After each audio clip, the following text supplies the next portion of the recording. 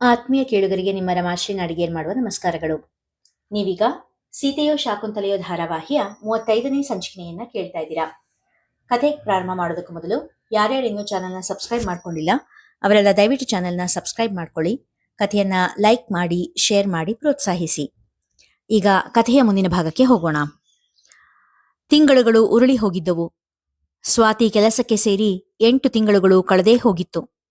ಸಾರಿಕಾಳ ಹೆರಿಗೆಯಾಗಿ ಮುದ್ದಾದ ಗಂಡು ಮಗು ಅವಳ ಮಡಿಲನ್ನು ತುಂಬಿತ್ತು. ಸ್ವಾತಿ, ಇದೇನೆ ಇಷ್ಟು ಜ್ವರದಲ್ಲಿ ಕೂಡ ಆಫೀಸಿಗೆ ಬಂದಿದೀಯಾ? ಕೆಂಪಡರಿದ್ದ ಕಣ್ಣುಗಳು, ಅದರುತ್ತಿದ್ದ ಮೂಗು, ತುಟಿಗಳು, ಬಳಲಿದ ಮುಖ ನೋಡಿದ ಕೂಡಲೇ ಅವಳ ಹಣೆ ಮುಟ್ಟಿ ನೋಡಿದ ಶಿಲ್ಪ ಕೇಳಿದಳು. ಬರಡಾದ ಸ್ವಾತಿಯ ಬದುಕಲ್ಲಿ ಶಿಲ್ಪಾಳ ಸ್ನೇಹದ ಹೊರತೆ ಒಂದೇ ಸ್ವಾತಿಯ ನಗುವನ್ನು ಜೀವಂತವಾಗಿ ಇಟ್ಟಿದ್ದು. ಜ್ವರ ಅಂತ ಮಲ್ಗಿದ್ರೆ ಅಲ್ಲಿನ ಕೆಲಸ ಏನ್ ಕಮ್ಮಿ ಆಗಲ್ಲ ಶಿಲ್ಪ. ಇಲ್ಲಾದ್ರೂ ಸ್ವಲ್ಪ ರೆಸ್ಟ್ ತಗೊಳ್ಬೋದು, ಆದ್ರೆ ಮನೇಲಿ ಆಗಲ್ಲ. ಬೇಸರದಿಂದ ನುಡಿದಳು ಸ್ವಾತಿ. ನಿನ್ ಸಾರಿಕಾ ಮಗುಗೆ 6 ತಿಂಗಳಾಯ್ತಲ್ವಾ? ಅತ್ತೆ ಮನೆಗೆ ಹೋಗೋದು ಯಾವಾಗ? ಶಿಲ್ಪಾಳಿಗೆ ಸ್ವಾತಿಯ ಮನೆಯ ಪ್ರತಿಯೊಂದು ವಿಷಯವೂ ಗೊತ್ತು. 5ನೇ ತಿಂಗಳು ತುಂಬಿದಾಗ ತೊಟ್ಲು ಕಳ್ಸೋ ಶಾಸ್ತ್ರ ಮಾಡ್ಬಿಟ್ಟಿದ್ದಾರೆ ಕಣೆ. 2 ದಿನ ಅತ್ತೆ ಮನೇಲಿದ್ದು ವಾಪಸ್ ಬಂದಿದ್ದಾರೆ. ಯಾವಾಗ ಬೇಕಾದ್ರೂ ಹೋಗ್ಬೋದು. ಅವ್ರನ್ನ ನೋಡಿದ್ರೆ ಸದ್ಯಕ್ಕೆ ಹೋಗೋ ಯೋಚನೆ ಏನಿಲ್ಲ ಅನ್ಸುತ್ತೆ. ಬೇಸರದಿಂದಲೇ ನೋಡಿದಳು ಸ್ವಾತಿ. ಮನೆಯಲ್ಲಿ ಇರುವಷ್ಟು ಹೊತ್ತು ಮಗುವಿನ ಸಾರಿಕಾಳ ಸೇವೆ ಮಾಡಿ ಸುಸ್ತಾಗಿ ಹೋಗಿದ್ದಳು ಹುಡುಗಿ. 1 ಲೋಟ ನೀರು ಸಹ ತನ್ನ ಕೈನಿಂದ ತೆಗೆದುಕೊಂಡು ಕುಡಿಯದ ಸಾರಿಕಾ ಗಳಿಗೆ ಗಳಿಗೆಗೂ ಕೆಲಸ ಹೇಳಿ ಸ್ವಾತಿಯನ್ನು ಗೋಳು ಹೊಯ್ದುಕೊಳ್ಳುತ್ತಿದ್ದಳು. ಎಷ್ಟೇ ಸೇವೆ ಮಾಡಿದರೂ ಒಂದೊಳ್ಳೆ ಮಾತು ಕೇಳುವುದಂತೂ ಕನಸಿನ ಮಾತೇ ಸರಿ. ಅಲ್ವೇ ಜೈ, ನೀನ್ ಯಾಕೆ ಹೊರಗೂ ಒಳಗೂ ದುಡ್ದು ಹೈರಾಣಾಗ್ತೀಯಾ? ನಿಮ್ಮ ಅತ್ತೆಗಂತ ಏನ್ ವಯಸ್ಸಾಗಿಲ್ಲ ಬಿಡು. ಅಡ್ಗೆ ತಿಂಡಿ ಮನೆ ಕೆಲಸ ಅದೆಲ್ಲ ಮಾಡಕ್ಕಾಗುತ್ತೆ ಅವ್ರ ಕೈಲಿ. ಪಾರ್ವತಮ್ಮ ಹೇಳಿದಾಗ ಜಯಂತಿಗೂ ಅವರ ಮಾತು ಸರಿ ಎನಿಸಿತ್ತು. ರಾಜಶೇಖರ್ ಅವರಿಗೆ ರಿಟೈರ್ ಆದ ಮೇಲೆ ಜಯಂತಿಯ ಮನೆಯಲ್ಲೇ ಇರಲು ಬಂದಿದ್ದರು. ಆದರೆ ಸ್ವಲ್ಪ ದಿನ ಕಳೆಯುವುದರೊಳಗಾಗಿ ಜೊತೆಯಲ್ಲಿನ ವಾಸ ಬೇಸರ ಎನಿಸಿ ಅದೇ ಬಿಲ್ಡಿಂಗ್ನಲ್ಲಿ ಜಯಂತಿಯ ಮನೆಯ ಪಕ್ಕದ ಫ್ಲಾಟನ್ನೇ ಕೊಂಡುಕೊಂಡು ಅಲ್ಲೇ ವಾಸವಾಗಿದ್ದರು. ಅವರೆಲ್ಲ ಇದ್ದಾಗ ದೇವಿಕಾರ ವಾಸಸ್ಥಳ ಅಡಿಗೆ ಮನೆಗೆ ಬಂದಿದ್ದು, ಅವರು ಹೋದ ಮೇಲೆ ದೇವಿಕಾರ ವಾಸ ಮತ್ತೆ ರೂಮ್ಗೆ ಶಿಫ್ಟ್ ಆಗಿತ್ತು. ದೇವಿಕಾರಿಗೆ ತಮ್ಮ ಸ್ಥಾನದ ಅರಿವು ತಿಳಿದಿತ್ತು. ನೋಡಿ, ನಮ್ಮ ಅಪ್ಪ ಅಮ್ಮ ನಿಮ್ಮ ಆಸೆ ಹಾಗೇನೆ ಬೇರೆ ಮನೆಯಲ್ಲೇ ವಾಸವಾಗಿದ್ದಾರೆ. ಮಗಳಿಗೆ ಹೊರೆ ಆಗೋ ಯೋಚನೆ ಅವ್ರಿಗೇನಿಲ್ಲ ಎಂದು ಹೇಳುತ್ತಾ ಪರೋಕ್ಷವಾಗಿ ಸುದೀಪನನ್ನು ಹಂಗಿಸಿದ್ದಳು ಜಯಂತಿ. ಅತ್ತೆ, ನೀವು ತುಂಬಾ ಜೋರಾಗಿ ಹಾಡು ಹೇಳ್ಕೊಂಡು ಪೂಜೆ ಮಾಡ್ತೀರಾ. ಇದೆಲ್ಲ ಇಲ್ಲಿ ಸರಿ ಹೋಗಲ್ಲ. ನಿಧಾನವಾಗಿ ನಿಮಗ್ ಮಾತ್ರ ಕೇಳೋ ಹಂಗೆ ಹಾಡು ಹೇಳ್ಕೊಳ್ಳಿ ಎಂದು ಒಮ್ಮೆ ಆಕ್ಷೇಪಣೆ ಮಾಡಿದರೆ, ಮತ್ತೊಮ್ಮೆ ಎಷ್ಟ್ ಟಿವಿ ನೋಡ್ತೀರಿ, ತಲೆ ಚಿಟ್ ಹಿಡಿಯುತ್ತೆ ಎನ್ನುತ್ತಿದ್ದಳು. ಮನೆಯಲ್ಲೇ 3 ಹೊತ್ತು ಕೂತಿರ್ಬೇಡಿ, ಹೊರಗೆ ಹೋಗಿ ವಾಕಿಂಗ್ ಮಾಡಿ ಎಂದ ಸೊಸೆಯ ಮಾತಿಗೆ ಬೆಲೆ ಕೊಟ್ಟು ವಾಕಿಂಗ್ ಮಾಡಲು ಹೋದರೆ, ಹೊರಗಡೆ ವಾಕಿಂಗ್ ಹೋದ್ರೆ ಎಲ್ಲರ ಹತ್ರನೂ ಮಾತಾಡ್ತಾ ನಿಂತೀರಿ. ನಿಮಗೊಂದು ಸ್ಟ್ಯಾಂಡರ್ಡ್ ಇಲ್ಲ. ಆ ವಾಚ್ಮನ್ ಹೆಂಡತಿ ಹತ್ರ ಎಲ್ಲ ಮಾತಾಡ್ತೀರಿ. ನಮ್ಮ ಮರ್ಯಾದೆ ಹೋಗುತ್ತೆ ಎನ್ನುತ್ತಿದ್ದಳು. ಹೀಗೆ ಕೂತರೆ ತಪ್ಪು, ನಿಂತರೆ ತಪ್ಪು, ಏನಾದ್ರೂ ಕೆಲಸ ಮಾಡಿದ್ರೂ ತಪ್ಪು, ಕೆಲಸ ಮಾಡದೆ ಸುಮ್ಮನೆ ಕುಳಿತಿದ್ರೂ ತಪ್ಪು. ಒಟ್ಟಿನಲ್ಲಿ ದೇವಿಕಾ ಆ ಮನೆಯಲ್ಲಿ ಇರುವುದೇ ದೊಡ್ಡ ಅಪರಾಧ ಎನ್ನುವಂತೆ ಮಾಡಿಬಿಟ್ಟಿದ್ದಳು ಜಯಂತಿ. ಮೊದಮೊದಲು ಅಮ್ಮನ ಪರವಾಗಿ ದನಿ ಎತ್ತುತ್ತಿದ್ದ ಸುದೀಪ ಅದರಿಂದ ತನ್ನ ವೈವಾಹಿಕ ಜೀವನದಲ್ಲೂ ಜಗಳ ಶುರುವಾದಾಗ ಮೌನವಾಗಿ ಬಿಟ್ಟಿದ್ದ. ಅಮ್ಮನ ಬಳಿ ಮಾತನಾಡುವುದು ಸಹ ಹೆಂಡತಿ ಇಲ್ಲದೆ ಇದ್ದಾಗ ಮಾತ್ರ. ಉಳಿದಂತೆ ನಿರ್ಲಿಪ್ತ.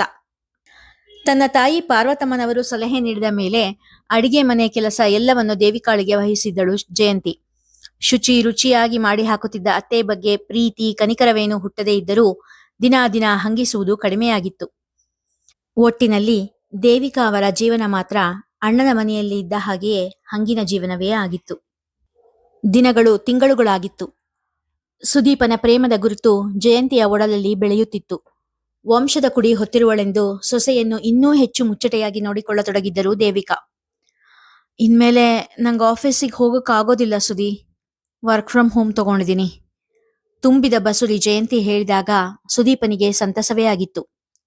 ಒಳ್ಳೇದಾಯ್ತು ಜಯ್, ಇನ್ನು ನಮ್ ಚಾಂಪ್ಗೆ 1 ವರ್ಷ ಆಗೋವರೆಗೂ ನೀನ್ ಮನೇಲೇ ಇರು, ಪ್ರೀತಿಯಿಂದ ಪತ್ನಿಯ ಹೆಗಲು ಬಳಸಿ ಹೇಳಿದ.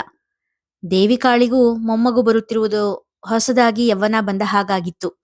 ಬೆಳಿಗ್ಗೆ ಏಳುತ್ತಿರುವಂತೆಯೇ ಹಾಲು ಕೊಡುವುದರಿಂದ ಹಿಡಿದು ರಾತ್ರಿಯ ವಾಕಿಂಗ್ ಮುಗಿಸಿ ಮಲಗುವವರೆಗೂ ಜಯಂತಿಯನ್ನು ಕಣ್ಣಲ್ಲಿ ಕಣ್ಣಿಟ್ಟು ನೋಡಿಕೊಳ್ಳುತ್ತಿದ್ದರು. ಇವತ್ತು ಸ್ವಾತಿನ ಗೌರ್ಮೆಂಟ್ ಆಸ್ಪತ್ರೆಯಲ್ಲಿ ನೋಡಿದೆ. ರಾತ್ರಿ ಊಟ ಮಾಡುವಾಗ ಸುದೀಪ ಹೇಳಿದ. ಆಸ್ಪತ್ರೆಲ್ಲ? ಯಾಕೆ? ಏನಾಗಿದೆ? ಆತಂಕದಲ್ಲೇ ಕೇಳಿದರು ದೇವಿಕಾ. 3 ತಿಂಗಳಂತೆ ಒಣಕ್ಕೊಂಡು ಹೋಗಿದ್ದಾಳೆ. ತಂಗಿಯನ್ನು ಅಂದು ಆಸ್ಪತ್ರೆಯಲ್ಲಿ ನೋಡಿ ಬೇಸರವೇ ಆಗಿತ್ತು ಸುದೀಪನಿಗೆ. ಬಸುರಿ ತಂಗಿ ಆಸ್ಪತ್ರೆಗೆ ಗಂಡನ ಜೊತೆ ಬರದೆ ಸ್ನೇಹಿತೆಯ ಜೊತೆ ಬಂದಿದ್ದು, ಅದು ಗೌರ್ಮೆಂಟ್ ಆಸ್ಪತ್ರೆಗೆ ಯಾಕೋ ಅಸಹಜ ಎನಿಸಿತ್ತು. ಕರುಳ ಗೆಳತಿಯನ್ನು ಆ ಸ್ಥಿತಿಯಲ್ಲಿ ನೋಡಿ ಬೇಸರವೇ ಆಗಿತ್ತು. ತೀರಾ ಪ್ರೀತಿ ತೋರದೆ ಕರ್ತವ್ಯ ಎನ್ನುವಂತೆ ಮಾತನಾಡಿಸಿದ್ದ. ಏನ್ ಮಾಡೋದು, ಅವಳೇ ಅರಿಸ್ಕೊಂಡಿರೋ ಜೀವನ. ಮನದಲ್ಲಿ ದುಃಖ ಕುದಿಯುತ್ತಿದ್ದರೂ ಹೊರಗಡೆ ತೋರಿಸದೆ ನುಡಿದರು. ಮಗಳು ಗರ್ಭಿಣಿಯಾದರೂ ತಾವು ಇಲ್ಲಿಗೆ ಕರೆತಂದು ಆರೈಕೆ ಮಾಡುವಂತಿಲ್ಲ ಎಂಬ ಕೊರಗು ಅವರನ್ನು ಕಾಡುತ್ತಿತ್ತು. ಅವರ ದುಃಖ ಜಯಂತಿಗೂ ತಿಳಿಯಿತು. ತಾನು ಗರ್ಭಿಣಿಯಾದಾಗಿನಿಂದಲೂ ದಿನವೂ ತನ್ನನ್ನು ಮಗಳಂತೆ ಆದರಿಸುತ್ತಿರುವ ಅತ್ತೆ ಬಗ್ಗೆ ಮನ ಮೃದುವಾಯಿತು. ಹೊಟ್ಟೆಯಲ್ಲಿ ಇನ್ನೊಂದು ಜೀವ ಇದ್ದಿದ್ದರ ಪ್ರಭಾವವೋ ಏನೋ, ಜಯಂತಿ ದೇವಿಕಾಳನ್ನು ಆದರಿಸುತ್ತಿದ್ದಳು. ಯೋಚನೆ ಮಾಡ್ಬೇಡಿ ಅತ್ತೆ, ಸ್ವಾತಿಗೆ ಹೆರಿಗೆ ಆಗೋ ಹೊತ್ತಿಗೆ ನನ್ ಬಾಣಂತನ ಮುಗಿದಿರುತ್ತೆ.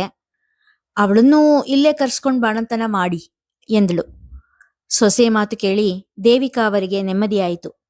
ಸುದೀಪನಿಗೆ ಜಯಂತಿ ಮಾತು ಕೇಳಿ ಅವಳ ಬಗ್ಗೆ ಹೆಮ್ಮೆ ಮೂಡಿತು. ಇದೇನೇ ಸ್ವಾತಿ, ನಿನ್ ಸಂಬಳದಲ್ಲಿ 500 ರೂಪಾಯಿ ಕಡಿಮೆ ಕೊಟ್ಟಿದ್ಯಾ? ಪ್ರತಿ ತಿಂಗಳು ಕೊಡುವುದಕ್ಕಿಂತ ಕಡಿಮೆ ದುಡ್ಡು ಕೊಟ್ಟ ಸೊಸೆಯನ್ನು ದಬಾಯಿಸಿದರು ವಿಜಯಮ್ಮ. ಆ 500 ರೂಪಾಯಿ ನನಗ್ ಬೇಕು ಅತ್ತೆ, ನನಗೂ ಸ್ವಲ್ಪ ಖರ್ಚುಗಳಿದಾವೆ, ನಿಧಾನವಾಗಿಯೇ ಹೇಳಿದಳು ಸ್ವಾತಿ. ಏನ್ ಖರ್ಚಿರುತ್ತೆ ನಿಂಗೆ? ಊಟ ತಿಂಡಿ ಎಲ್ಲ ಮನೇಲೆ ಆಗುತ್ತೆ. ಓಡಾಡೋದಕ್ಕೆ ಬಸ್ ಪಾಸ್ ಮಾಡಿಸ್ಕೊಂಡಿದ್ಯಾ, ಮತ್ತಿನ್ನೇನ್ ಖರ್ಚಿರುತ್ತೆ? ಭಂಡವಾದ ವಿಜಯಮ್ಮನದು. ಅರೆ, ನನ್ನ ಖರ್ಚುಗಳ ಬಗ್ಗೆ ನಿಮ್ಗ್ಯಾಕೆ ಲೆಕ್ಕ ಕೊಡ್ಬೇಕು? ಅರಿವಿಲ್ಲದೆ ಸ್ವಾತಿಯ ದನಿ ಏರಿತ್ತು. ಆಗಷ್ಟೇ ಸಂಜಯ್ ಮನೆಯ ಒಳಗೆ ಕಾಲಿಟ್ಟಿದ್ದ. ಹಂಗಂದ್ರೇನು? ನೀನ್ ನನ್ ಸೊಸೆ, ನನಗ್ ಲೆಕ್ಕ ಕೊಡ್ಲೇಬೇಕು. ವಿಜಯಮ್ಮನ ದನಿ ಏನು ಸಣ್ಣದಲ್ಲ. ಅದು ನಾನ್ ದುಡ್ದ ಹಣ ಅತ್ತೆ, ನನಗ್ ಖರ್ಚು ಮಾಡೋ ಹಕ್ಕಿಲ್ವಾ? ನಾನ್ ನಿಮಗ್ ಲೆಕ್ಕ ಕೊಡಲ್ಲ. ಸ್ವಾತಿ ಕೂಡ ಎದುರು ವಾದಿಸತೊಡಗಿದಳು. ದನಿ ಏರುತ್ತಿತ್ತು. ಸ್ವಾತಿ! ಮನೆಗೆ ಬರುತ್ತಿದ್ದ ಹಾಗೆಯೇ ಮಡದಿಯ ಜೋರು ಧ್ವನಿ ಕೇಳಿ ಸಂಜಯನಿಗೆ ಸಿಟ್ಟು ಬಂದಿತು. ತನ್ನ ತಾಯಿಯೊಡನೆ ದನಿ ಏರಿಸಿ ಮಾತನಾಡಿದ್ದು ಸಹ್ಯ ಎನಿಸಿರಲಿಲ್ಲ. ಸ್ವಾತಿ, ಏನಿದು ಇಷ್ಟ್ ಜೋರ ಕೂಗಾಡ್ತಾ ಇದೀಯಾ? ಅದು ಅಮ್ಮನ್ ಮೇಲ್ ಜೋರ್ ಮಾಡ್ತಾ ಇದೀಯಾ? ನಿನ್ ದನಿ ಬೀದಿವರೆಗೂ ಕೇಳಿಸ್ತಾ ಇದೆ. ಬರುತ್ತಿದ್ದ ಹಾಗೆಯೇ ಏನು ಎತ್ತ ವಿಚಾರಿಸದೆ ಗಂಡ ತನ್ನ ಮೇಲೆ ಹಾಗೆ ರೇಗಿದ್ದು ಕಂಡು ಸ್ವಾತಿಗೆ ದುಃಖದ ಜೊತೆಗೆ ಬೇಸರ, ಕೋಪ ಕೂಡ ನುಗ್ಗಿ ಬಂತು. ನೋಡ ಸಂಜು, ಮಗು ಬಾಣಂತಿ ಇರೋ ಮನೆ 100 ಖರ್ಚುಗಳಿರುತ್ತೆ. ಇಂಥ ಹೊತ್ತಲ್ಲಿ 500 ರೂಪಾಯಿ ಕಡಿಮೆ ಕೊಟ್ಟಿದ್ದಾಳೆ. ಯಾಕೆ ಅಂತ ಕೇಳಿದ್ರೆ ಬಾಯ್ ಮಾಡ್ತಾ ಇದ್ದಾಳೆ. ಮಗನಲ್ಲಿ ದೂರು ಹೇಳಿದರು ವಿಜಯಮ್ಮ. ಸ್ವಾತಿ, ಆ ದುಡ್ಡನ್ನು ಕೊಟ್ಬಿಡು, ಗಂಭೀರವಾದ ದನಿಯಲ್ಲಿ ಹೇಳಿದ ಸಂಜಯ್. ಇಲ್ಲ ಸಂಜಯ್, ಅದ್ ನಂಗ್ ಬೇಕು. ಸ್ವಾತಿಯು ಹಠಕ್ಕೆ ಬಿದ್ದವಳ ಹಾಗೆ ಹೇಳಿದಳು. ಅಯ್ಯೋ ಅಯ್ಯೋ, ನೋಡು ನೋಡು ಹೆಂಗ್ ವಾದಿಸ್ತಾಳೆ. ಅತ್ತೆಗಂತೂ ಗೌರವ ಕೊಡಲ್ಲ, ಗಂಡ ಅನ್ನೋ ಬೆಲೆ ಕೂಡ ಇಲ್ಲ. ವಿಜಯಮ್ಮ ಮತ್ತಿಷ್ಟು ತುಪ್ಪ ಸುರಿದರು. ಕೊಟ್ಬಿಡು ಸ್ವಾತಿ, ನಾನು ಆಮೇಲೆ ನಿನಗೆ ಕೊಡ್ತೀನಿ. ಸಂಜುವಿನ ತಾಳ್ಮೆಯು ಕಳೆದು ಹೋಗುತ್ತಿತ್ತು. ಅಯ್ಯೋ, ನೀವ್ ನಮಗೇನ್ ಕೊಡ್ತೀರಾ, ಎಷ್ಟು ಕೊಡ್ತೀರಾ ಅನ್ನೋದು ನಾನ್ ನೋಡಿಲ್ವಾ? ಅದು ಅಲ್ದೆ ನನ್ ದುಡ್ಡೇ ಇರ್ಬೇಕಾದ್ರೆ ಮತ್ ನಿಮ್ ಹತ್ರ ಯಾಕೆ ಭಿಕ್ಷೆ ಬೇಡ್ಲಿ ನಾನು? ಸ್ವಾತಿಯ ತುಟಿ ಮೀರಿ ಬಂದಿತ್ತು ಮಾತುಗಳು. ಅವಳಿಂದ ಬಂದ ಭಿಕ್ಷೆ ಎಂಬ ಪದ ಸಂಜಯನನ್ನು ಕೆರಳಿಸಿತ್ತು. ಸ್ವಾತಿ! ಜೋರಾಗಿ ಕೂಗಿ ಕೆನ್ನೆಗೆ ಬೀಸಿ ಹೊಡೆದಿದ್ದ ಸಂಜಯ್. ಹೊಡೆದ ರಭಸಕ್ಕೆ ಕಣ್ಣು ಕತ್ತಲಿಟ್ಟು ನೆಲಕ್ಕೆ ಒರಗಿದಳು ಸ್ವಾತಿ. ಇಲ್ಲಿಗೆ ಇಂದಿನ ಸಂಚಿಕೆ ಮುಗಿಯಿತು. ಮುಂದಿನ ಕಥೆ ಮುಂದಿನ ಸಂಚಿಕೆಯಲ್ಲಿ. ಕಥೆ ಇಷ್ಟವಾಗಿದ್ರೆ ಹೆಚ್ಚು ಹೆಚ್ಚು ಜನರಿಗೆ ಶೇರ್ ಮಾಡಿ, ಕಥೆಯನ್ನ ಲೈಕ್ ಮಾಡಿ, ಹಾಗೆ ಕಾಮೆಂಟ್ ಸೆಕ್ಷನ್ ನಲ್ಲಿ ನಿಮ್ಮ ಅಭಿಪ್ರಾಯ ತಿಳಿಸಿ ಪ್ರೋತ್ಸಾಹಿಸಿ.